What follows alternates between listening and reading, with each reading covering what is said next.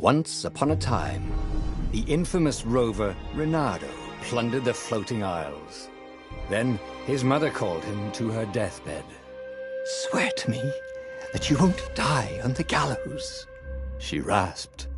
Reluctantly, he swore. And he whiled away his days at home with music, cards, and wine. But the Emperor had changed. He'd been good once, a shy, almost humble toad. He'd built universities. Then people started whispering about mass graves in the woods, midnight rituals, victims screaming. The Imperial Ravens would round up entire villages, and no one ever returned. The Ravens had come to Ubar scouting for ancient books said to be of great power. But the librarians had hidden the books, so they'd burnt the librarians. The citizens, outraged, had driven them off. The Ravens had come back with dropships. The kid had fled with one of those books. He was brave and dumb and wanted to join the rebellion. And Reynardo had promised his mother he'd protect him.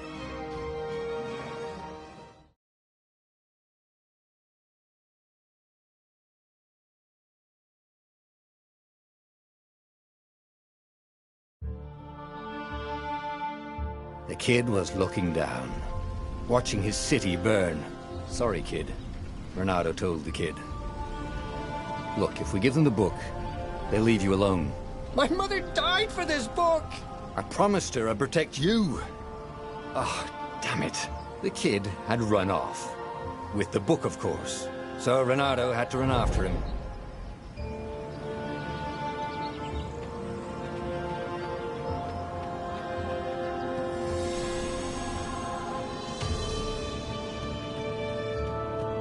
The two Ravens were staring at the kid like he was their dinner, which probably was what was in their tiny brains.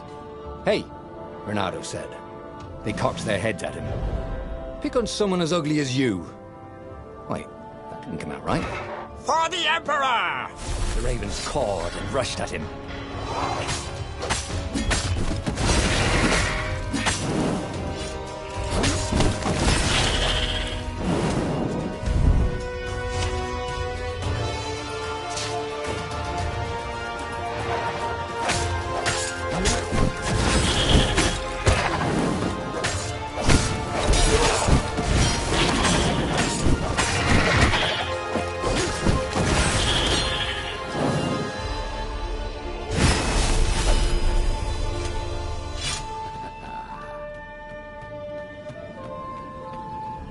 A dropship flew overhead.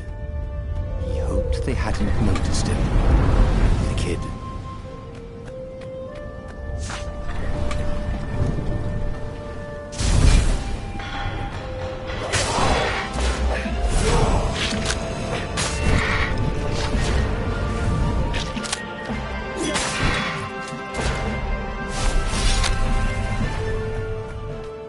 Oh, right. The Gate of Heroes. Someone's idea of a joke, making the Skyship docks a gated community. You needed a hero's sword to open it. And the kid was on the other side of the gate. Who let you through? Promise me you'll take the book to the rebels, or I'm gonna steal your ship. I'm not taking that damn book anywhere, and neither are you. Try and stop me, laughed the kid. I bet you don't even have a hero sword. And with that, the kid hopped away. Had to hand it to the kid. He was an idiot, but he had guts. Where was Reynardo going to get a hero sword? Ore and wind essence? Perfect.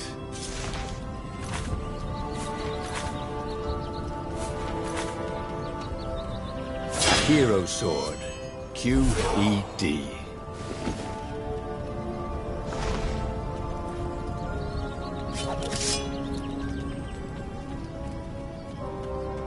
This is what he got for settling down and finding people to care about. The kid's mum had been a swell cook, and she'd laughed at Reynardo's jokes. And he didn't know he'd made one. And then the Ravens had come to burn her. And she'd made him promise to protect the kid. But she never told him where the book was. Just the kid. He came up to a ledge. It was too far to jump. There'd been a bridge here before, hadn't there? And there was Peter, giggling at him. "How'd you get across?" he asked the kid. "Where'd you find a hook?" "I hopped," said the kid. Oh, wise-ass kid. "Hey, look out behind you!" "Cute," said Renato.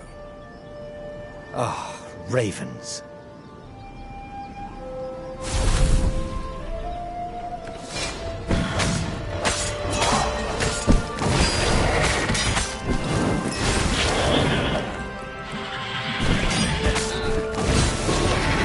It was time to talk some sense into the kid. Just hook his way across the ledge and chase the kid down. Thing was, he hadn't used his hook since he'd retired. He'd done it.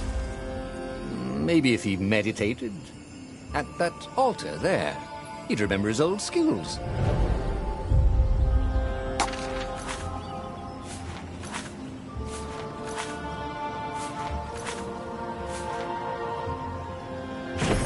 It was starting to come back to him.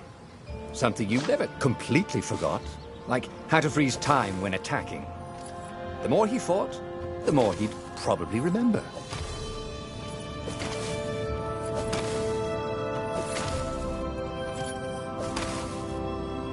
And there was the Farfarer. She was the fastest ship he'd ever known. She could do the Kestra run in 12 furlongs. Well, so the salesman had told him. And something told him the kid was about to walk into an ambush. "Stop!" he shouted. "I'm not giving you the book!" shouted the kid, and took off. "No! Peter!" But the kid ran for it, and a goggler nailed him with its ivy.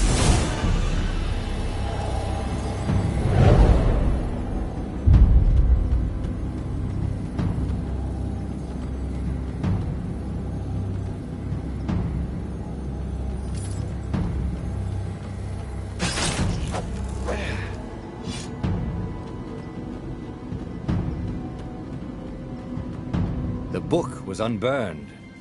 Next to it were the buckles from the kid's shoes, and a kid-sized pile of ashes. Damn it, why hadn't he lied and told the kid he'd take the book to the rebels? The kid would be alive now.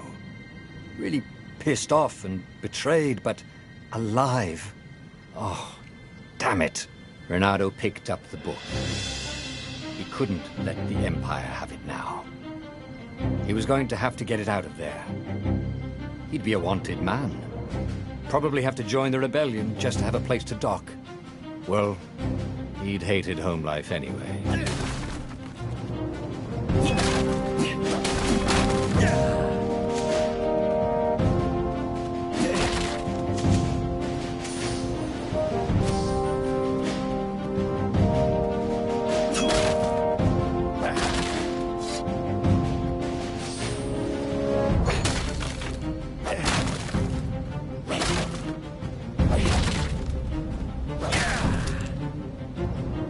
What was the big deal about this book anyway?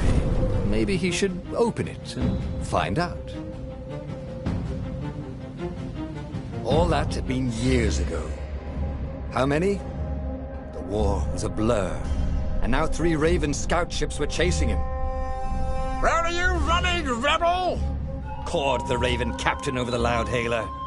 Renato could see them cranking up their catapults. "Just going out for milk?" Renato yelled back. "Where can you run?" laughed the Raven horribly. Far behind him, another city was burning. The dark cloud above its island was thousands of Imperial ships. The fleet was doing a thorough job.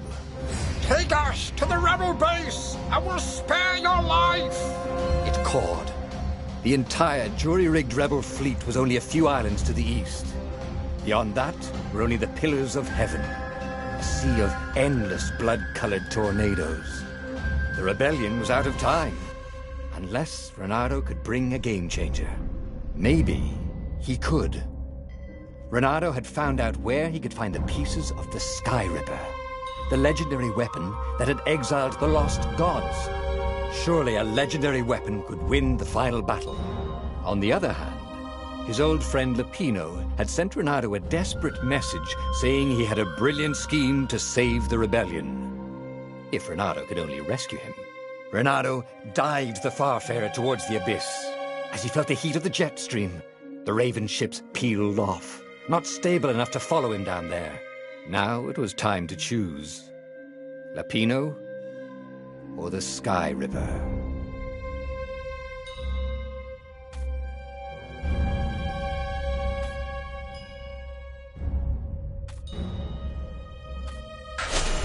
Ah, Lupino. Apparently, the Mad Rabbit had sold a Pegasus that he did not exactly own.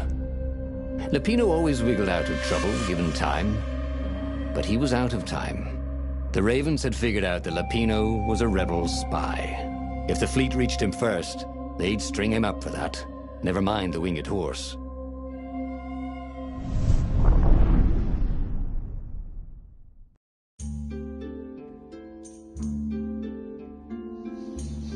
Lupino had apparently managed to confuse the judge by arguing that he hadn't actually stolen a winged horse. He'd only sold it. But wait, where was the prison? The village was empty. Had everybody fled the Ravens?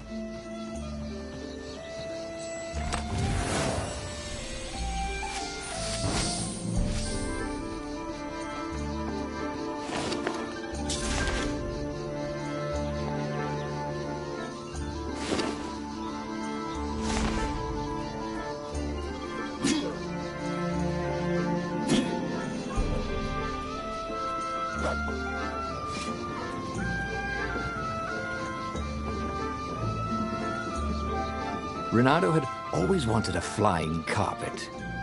This was more like a flying tabletop, but it would do.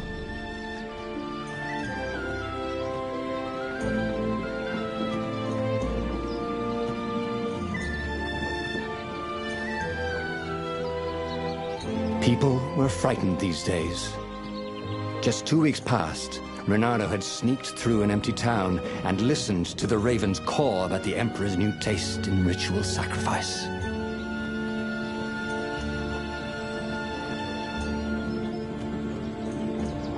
Renato's blood was up. He just needed to smash something.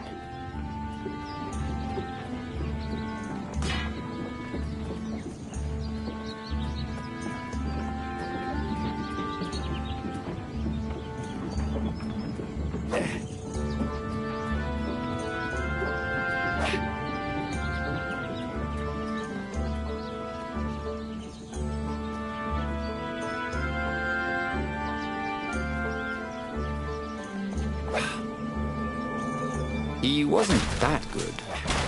Yet.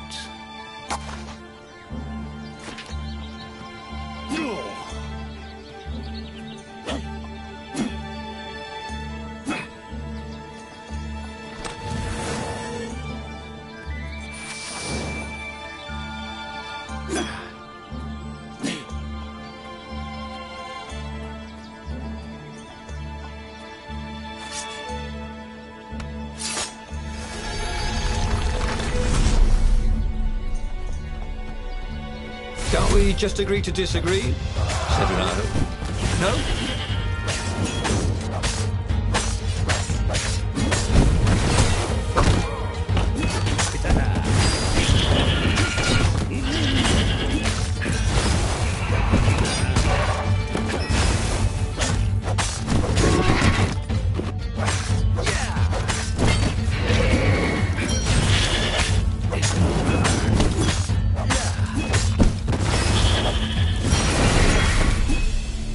Ravens were landing everywhere. The advance guard. He'd better get moving. If they got to Lupino first, they'd eat him for breakfast. Or a snack. Ravens weren't picky. If they got hungry, they sometimes forgot to interrogate their prisoners. Even top spies like Lupino. Where had the Mad Rabbit got to?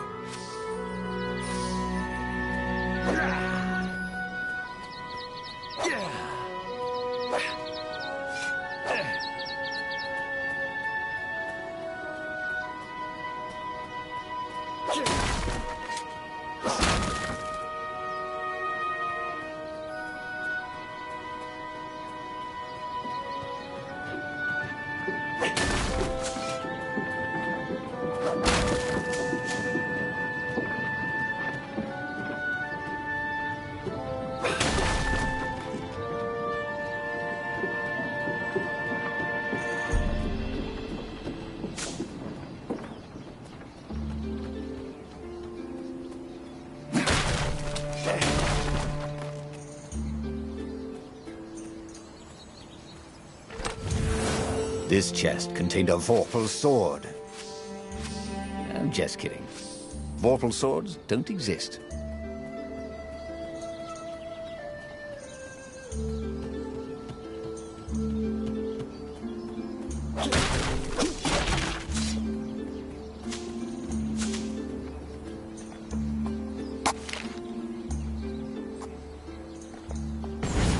It was starting to come back to him. Something you've never completely forgot, like how to freeze time when attacking. The more he fought, the more he'd probably remember.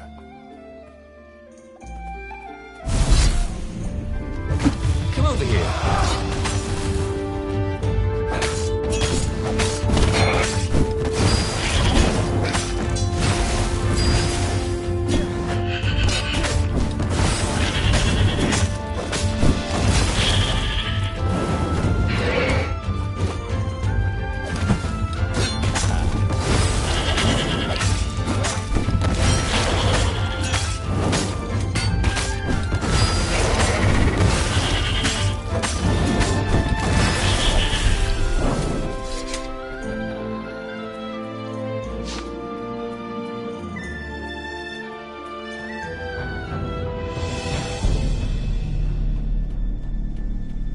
Renato felt a chill run down his back. Or possibly a flea.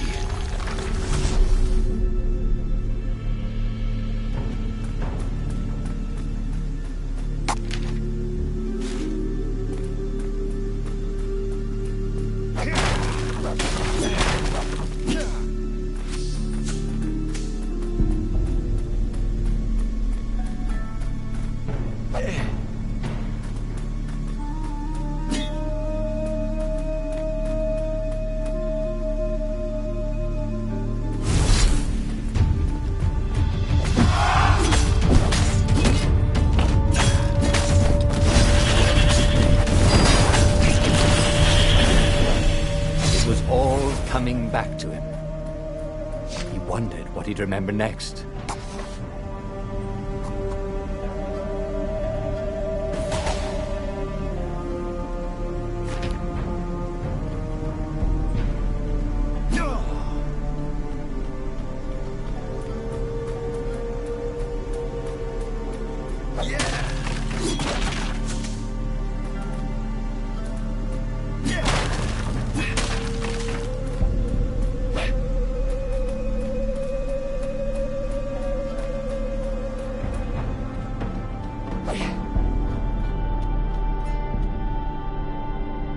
Dirty and bloody, Renato finally reached Lapino. The rabbit was practicing his shuffle. Renato recognized the cards. It was Lapino's favorite deck. Oh, I thought you were in danger. I am. The ravens are coming. Oh, the prison thing. Right, yeah, see, this guard owed me 53 ducats, so we made a deal. They're very reasonable people, actually, for weasels. Now, I got a brilliant plan to kidnap Zenobia. We capture Zenobia, we find out what she knows. And that's the whole war right there. Easy peasy, lemon squeezy. Capture the Emperor's greatest general, who also happened to be a deadly sorcerer and, oh, his only daughter. That would be worth it. On the other hand, he could still get to the core of the Sky Ripper, even if he couldn't get the whole thing. It must have great power.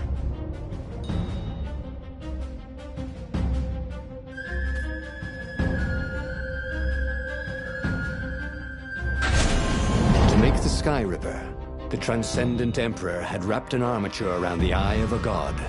Bernardo had already let that armature slip away to save Lapino's life. But even its core, the eye torn from a god, surely they could fashion a great weapon from that. The core of the Sky Ripper? Lapino's excited. That's an actual thing that we could just go and get. You've been busy. He sure had. Renato told him all the things he'd been up to. Soon they got to talking about old times, about wages they'd won and lost, and scrapes they'd barely got out of. It was good to be back with his friend. Renato grinned. He had a very good feeling about this.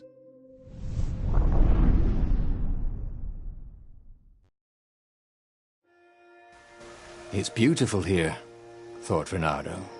He was thrilled to be back with his old war buddy.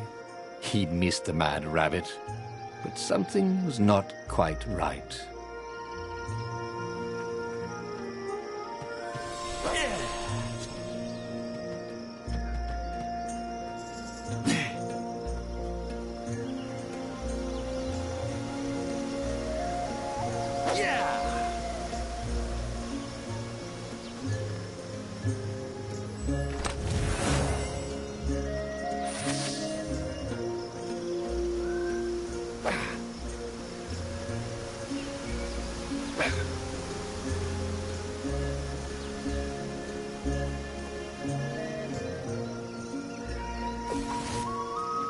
Who needed bridges anyway?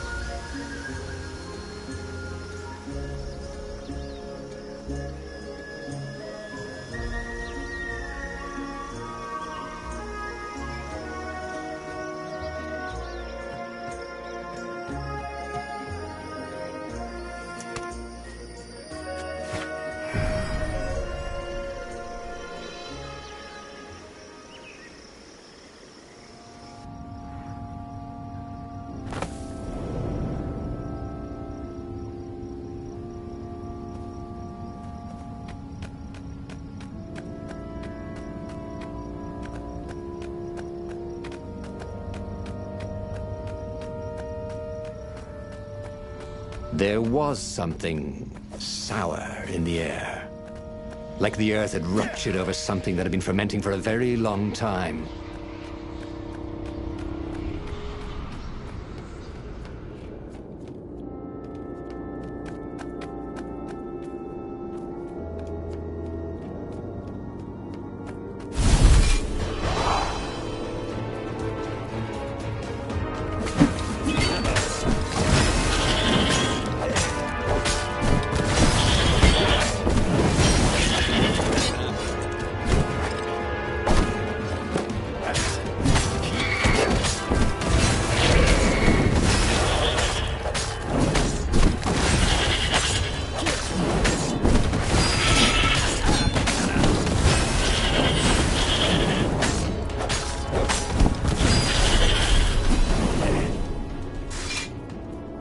Renato felt wrong all over. He could feel an almost palpable sickness in the air. And if the land could have tumors, they would look like these monstrous crystals. The forest was quieter than it had been. There were insects, but few birds, if you didn't count the ravens. Renato smelled sick animals and dying ones, but no healthy ones. And getting a bad feeling about this, Renato thought. Maybe Lapina was right. Maybe he should have kidnapped Zenobia instead of coming here.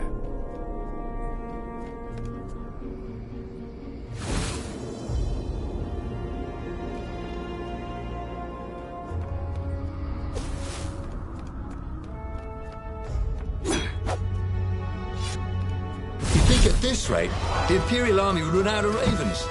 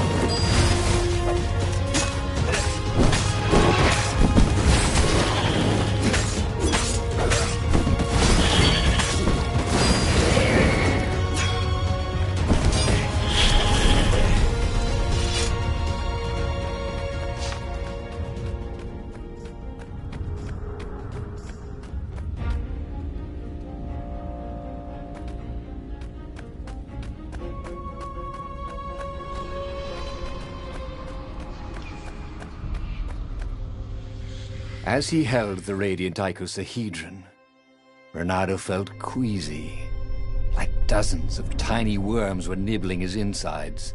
It wasn't healthy to be so close to the eye of a god. How could he use it? He could take it to the observatory. The scientists there could tell him how to harness its ancient power. But honestly, Renato ached to get away from it. He brought the core back with him to the Farfarer. But honestly, Renato ached to be rid of it. Tell you what, said Lupino. I'll take it to the observatory. You attack the Imperial outpost. The Imperial outpost was a vital communications node. Taking it could shatter the Empire's ability to coordinate. And it would be full of secret plans and maps and maybe even rebel prisoners. It was a good target for a hero like Renato. But what if Lupino got the core and then broke it or lost it? Or worse, was Renato ready to take that risk? Maybe it was better if he brought the core to the scientists himself.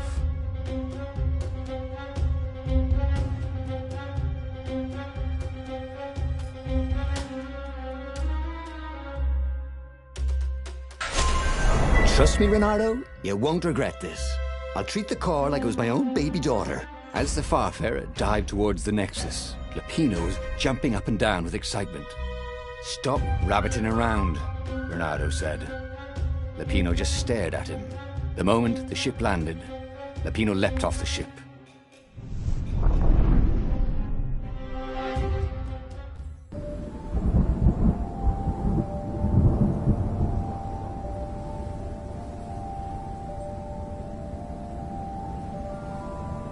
As Lupino vanished into the wilds of the Nexus, Renato vaguely remembered Lupino had a baby daughter, didn't he? And he told her mother he was going out to get some Easter eggs, and he'd never come back. But Renato was relieved not to carry the core anymore. He was already feeling better. And who knows, maybe this time Lupino would get it right. And if Renato could take the outpost, he'd have access to all the Empire's communications in the sector. Right? Renato, smash!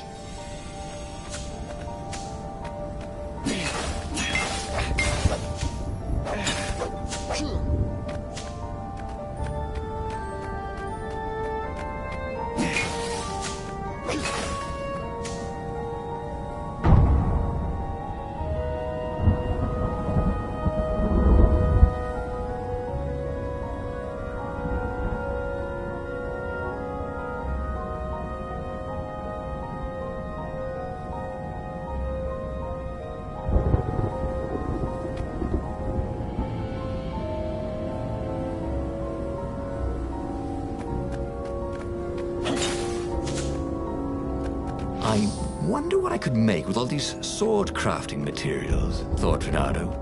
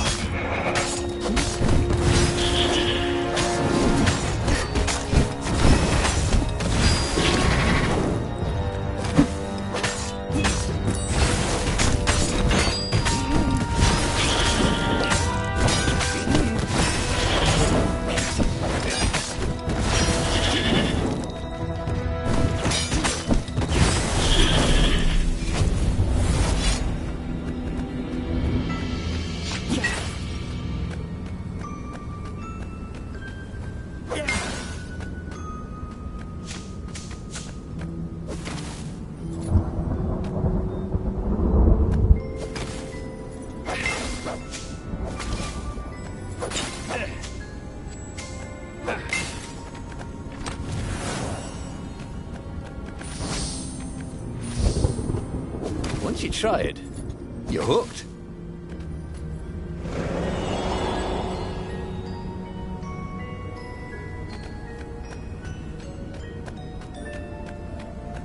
Renato caught his breath. His joints still hurt, but he couldn't feel the poison in his system anymore. He'd let the armature slip out of his hands to save his friend Lupino. Of course he had to let Lupino take the core. The rebellion needed every man doing his duty. And the rabbit would be no good taking on an Imperial outpost, right?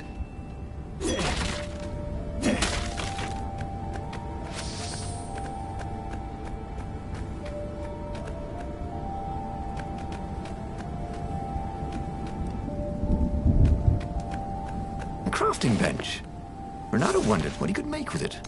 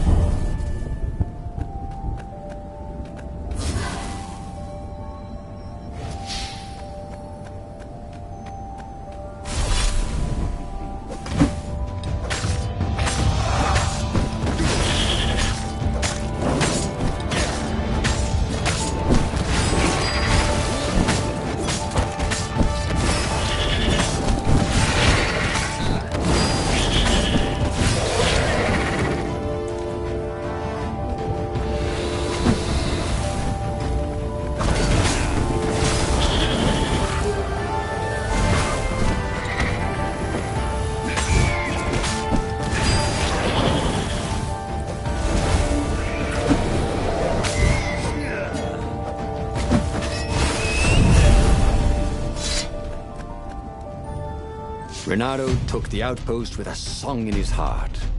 Soon, he was stuffing his sack with key messages from and to the fleet. One message caught his attention.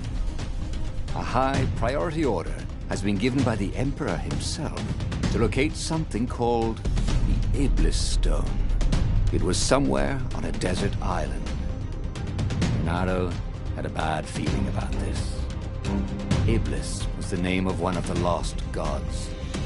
If the Emperor was diverting ravens to search for it, maybe he should try to find it first. Then the Far-Speaker Toad chortled a new message. The observatory had been sacked by ravens. Lupino and all the scientists had been taken to the mountains. Why? Why had he trusted Lupino again? And now the Empire had the core. Renato hailed the rebel base to warn them. But their Far-Speaker didn't crouch back. Was the base under attack too?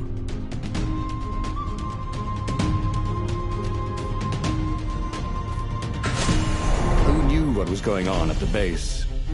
But he knew what the ravens would do to Lupino if Renato didn't rescue him fast. What are old friends for, if not to need rescuing every few days?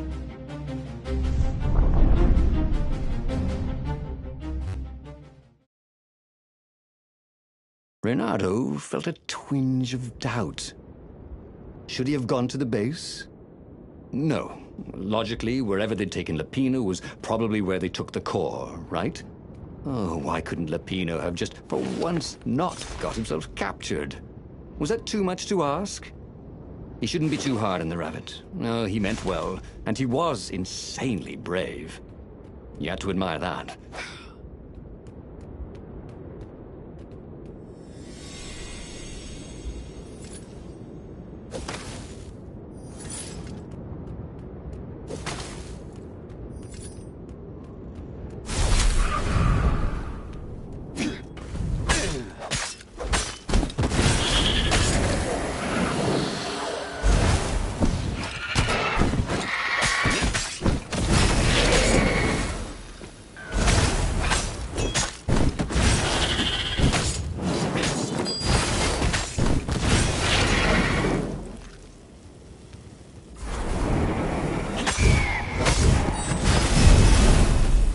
In a swirl of newly remembered knowledge.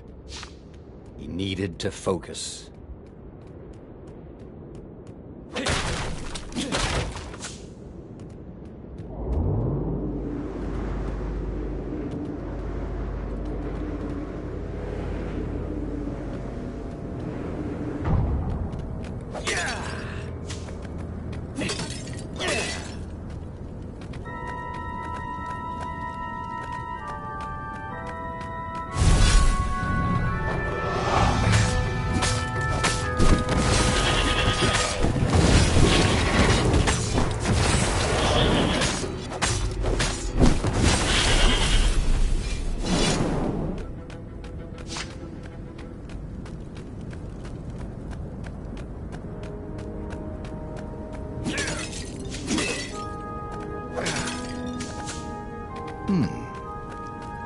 Hero Wall, Hero Sword, Ice Wall, Ice Cube.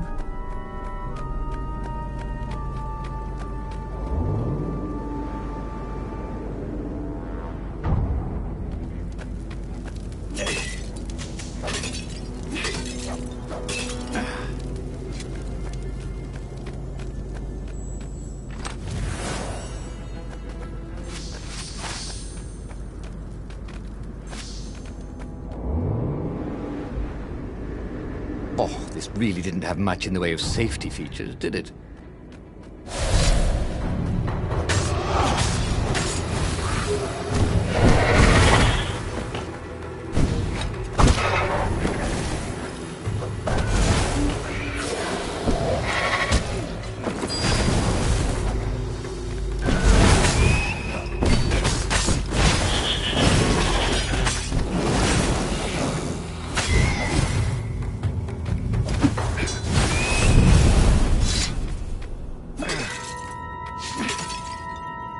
Where were they holding Lapino anyway?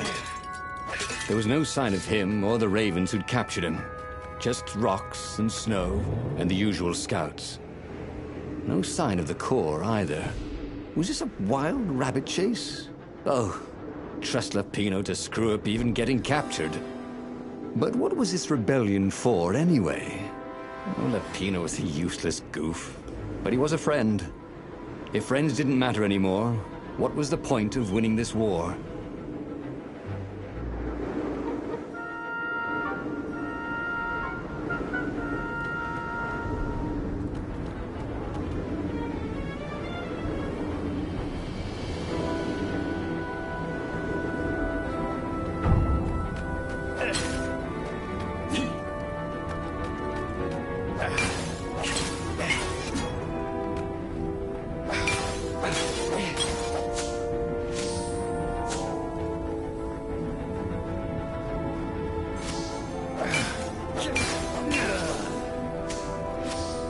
Renato wondered who was leaving chests of sword-crafting supplies around.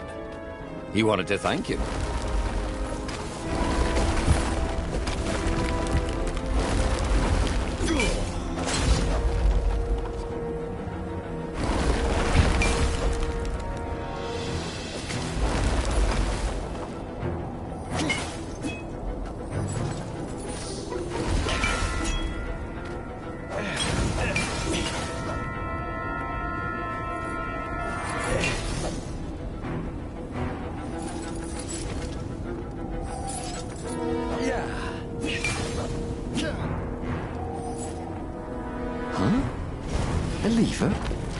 That was new. Most people still use doorknobs. The rebellion would soon be engaging the Imperial fleet in a desperate battle. All Reynardo had done was save a friend. It didn't feel as good as he'd hoped.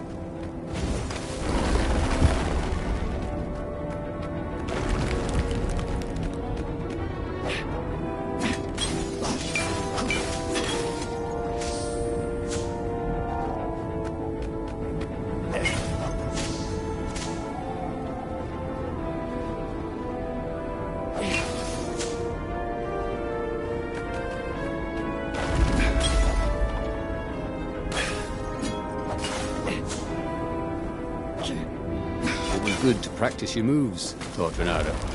Keeps you limber.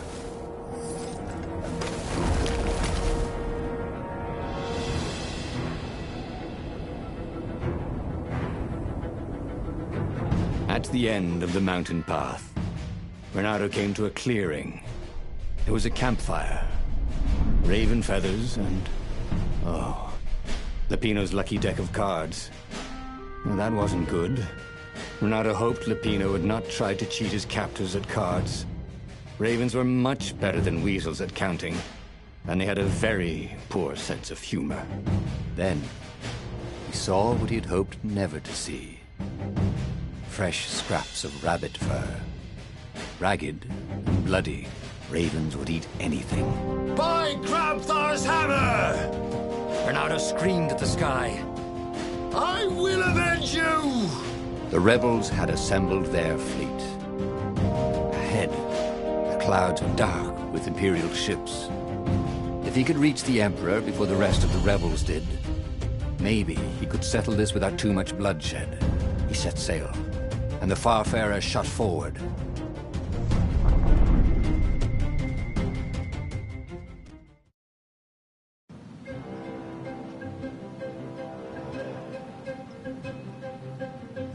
Poor Lupino had never been a great warrior. The mad rabbit was good for a lark and a laugh. And a pint. The thought of ravens eating him made Reynardo furious. The way they were eating up the land. The way the Emperor was eating up the people with his new, bloodthirsty ways. He would make them all pay.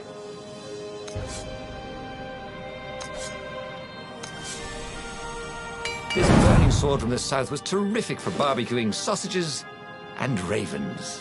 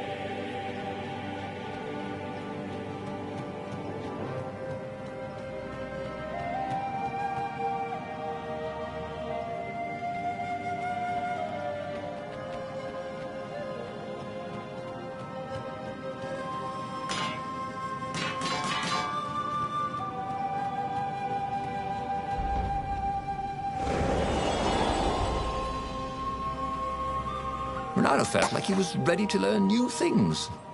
Thank goodness he didn't have to go to school for that.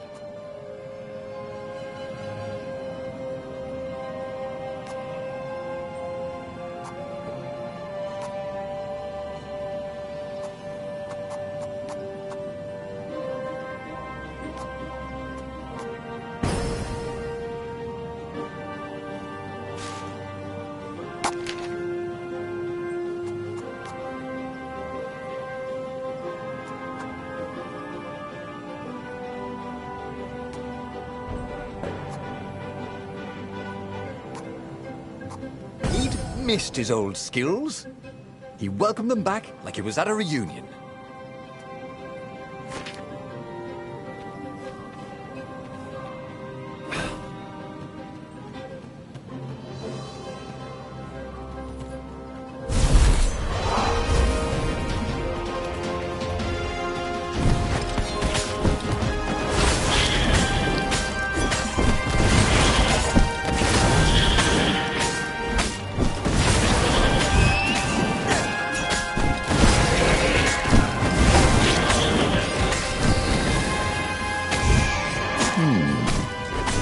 does that go to?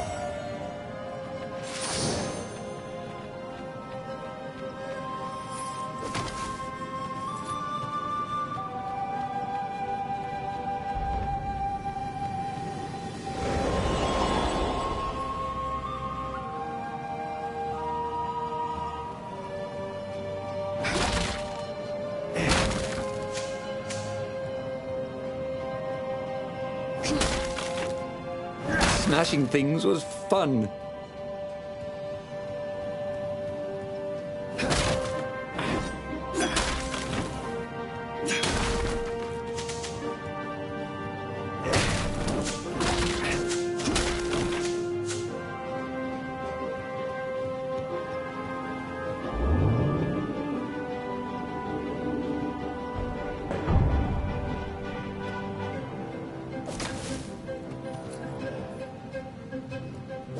That was always a rush.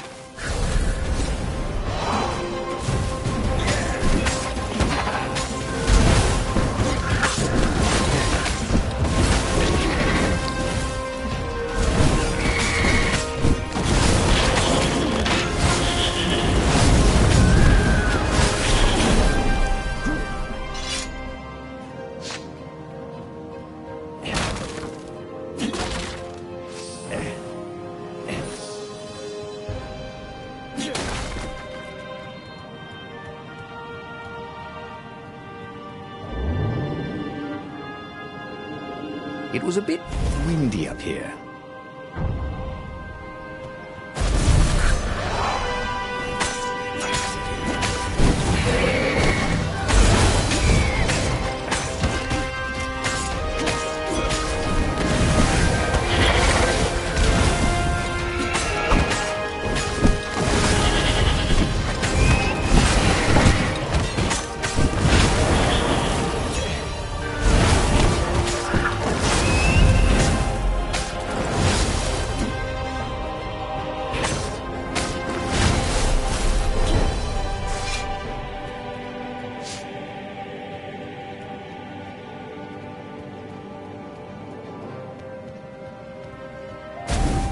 He had given up every objective to save his friend.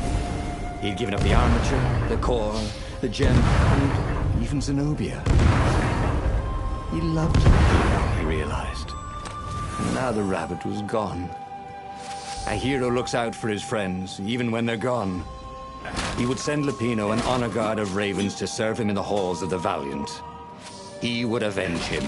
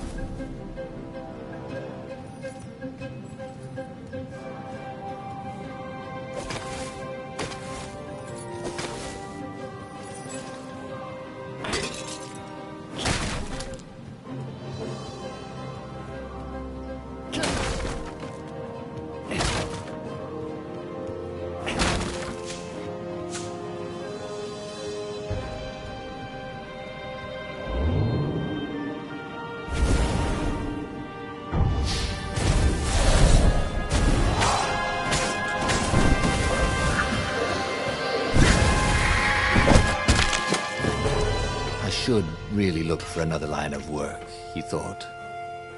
And then he died.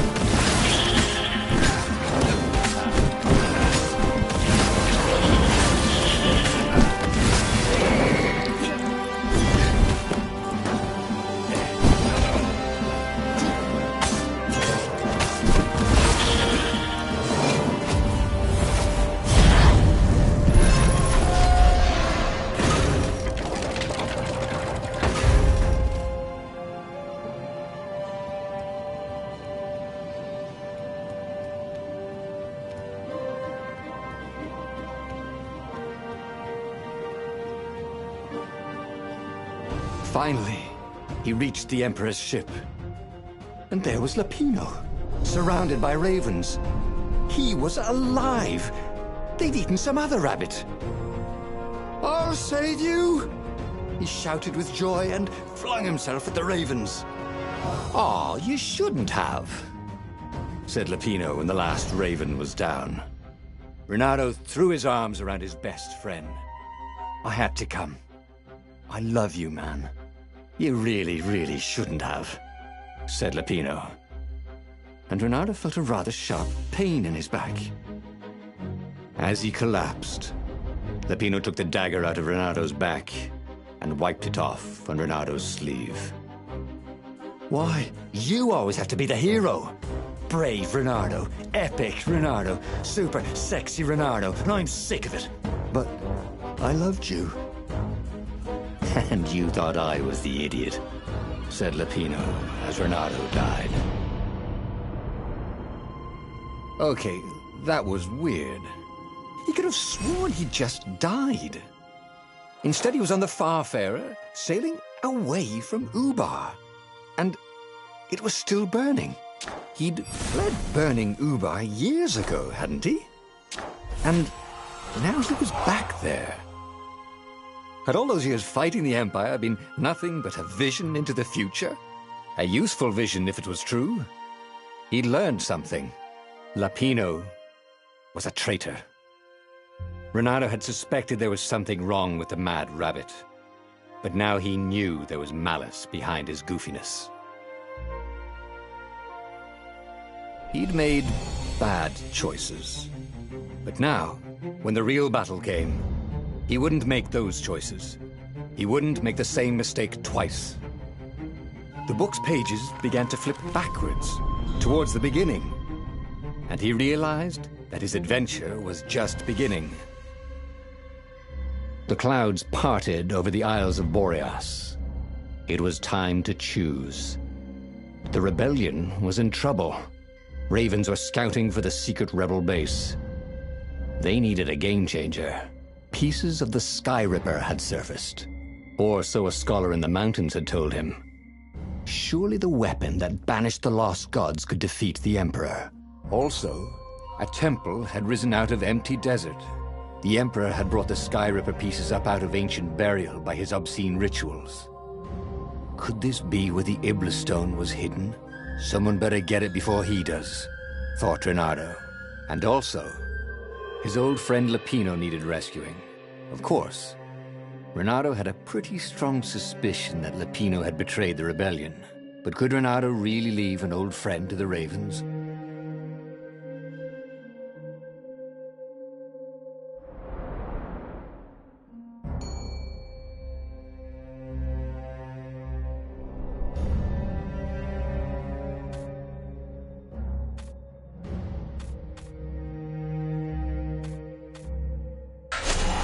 The island was windswept desert.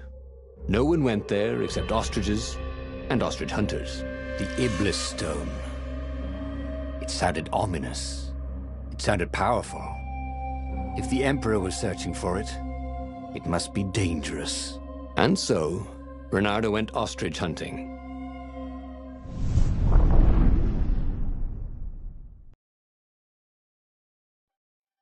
Every child could sing verses about the Sky Ripper, but ancient codices held hints of other things.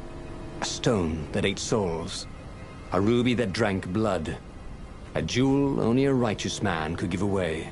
Were all these things the Iblis stone? Long hidden in a buried temple, another ancient item that was only resurfacing now, drawn up from the deeps by the Emperor's horrific rituals?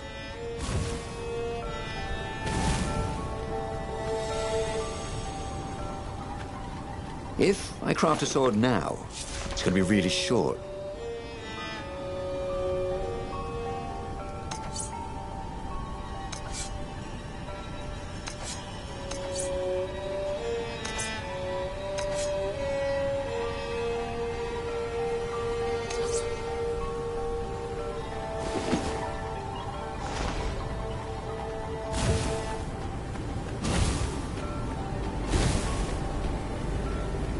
This is why heroes are called dashing, Renato thought. See? Dashing? Get it?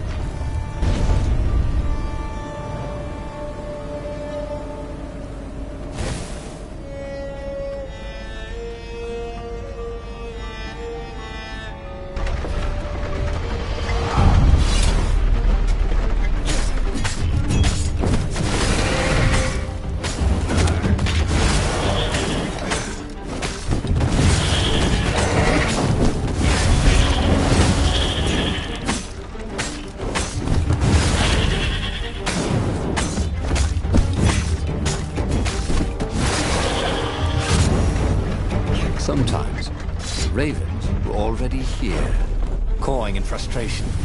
They were still searching for a way in. Good. Then he hadn't come too late.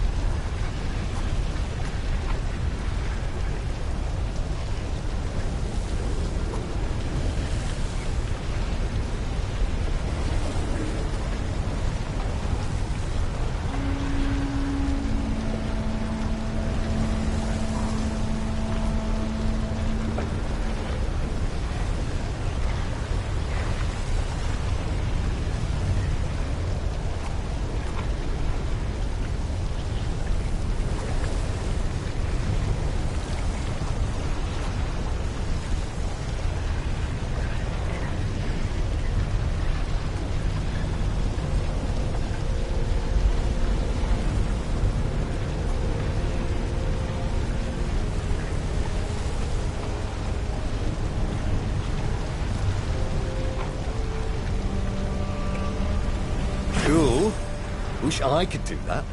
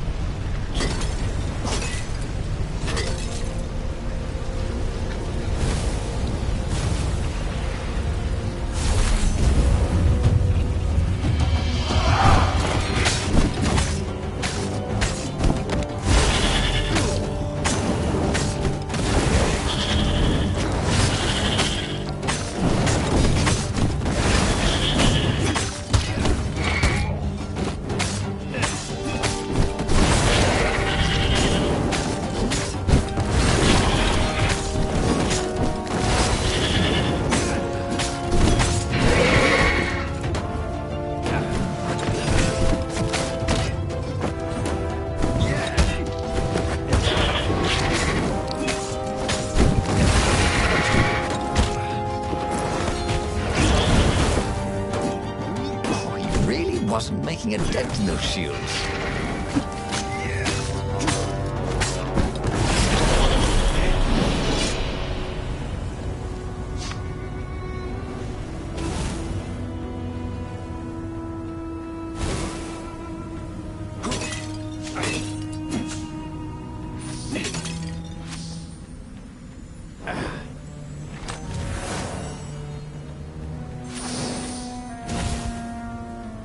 Renato had been the terror of the sandcastles when he was 2.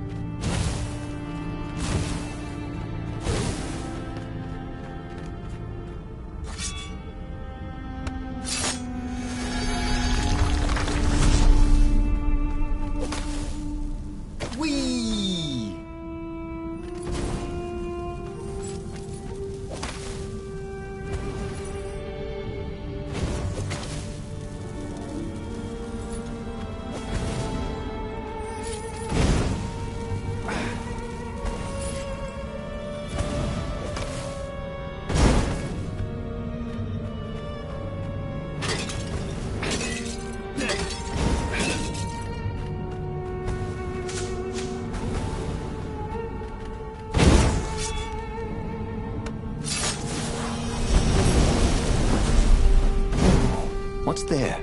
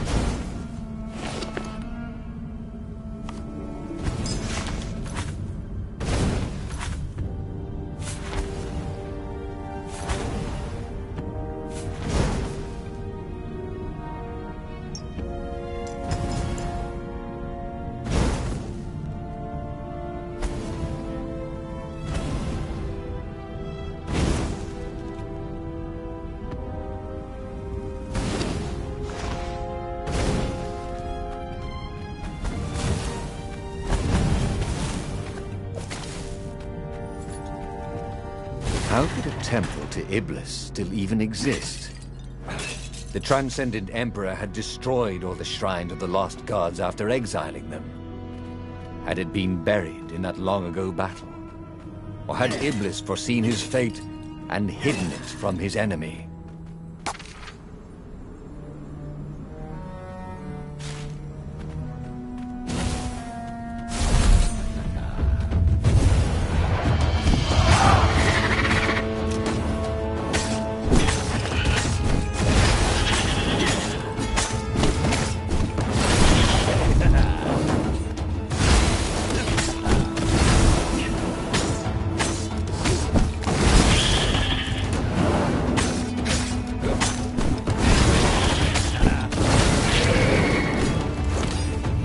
Can I borrow that?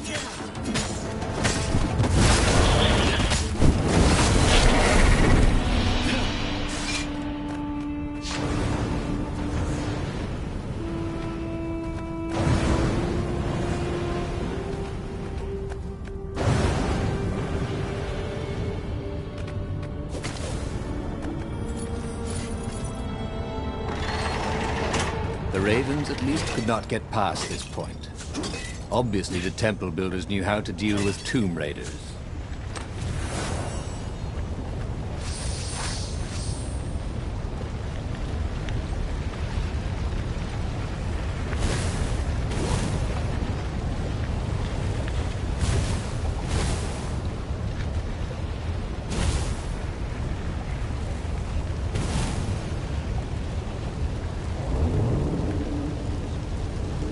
Renato wondered if it wasn't cheaper to build bridges and stairs.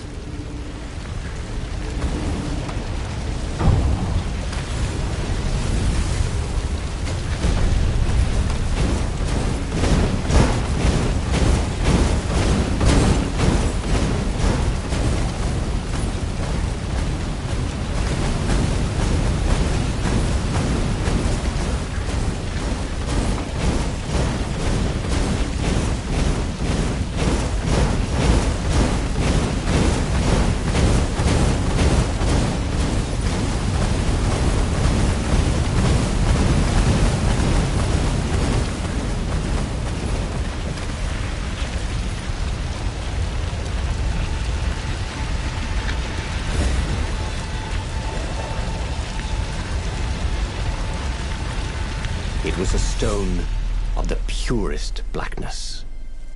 It reflected no light, like a void made solid. Nervous, he picked it up.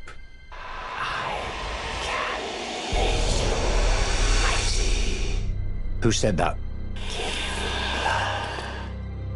It was the stone, eager, thirsty.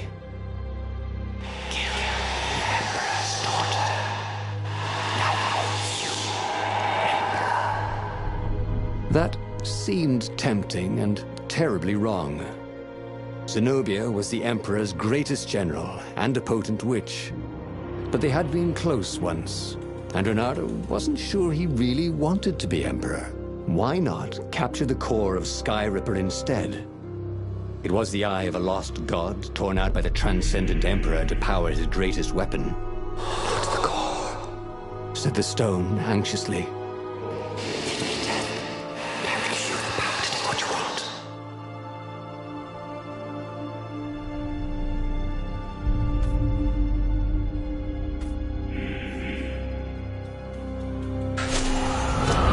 Listening to a talking rock? Ah, but the rock had a point. If the stone could truly turn him into a powerful